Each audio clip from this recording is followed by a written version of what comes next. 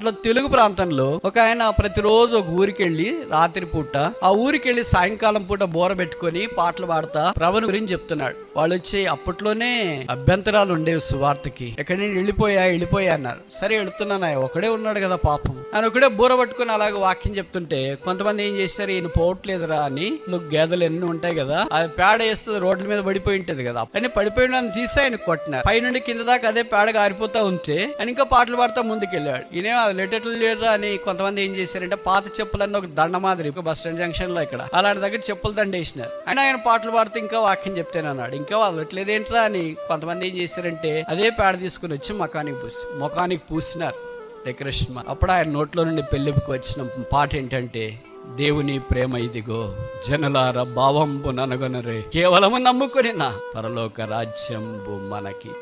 75 పాటలు ఆంధ్ర క్రైస్తవ కీర్తనలో ఆయన పొందుపరచాలా.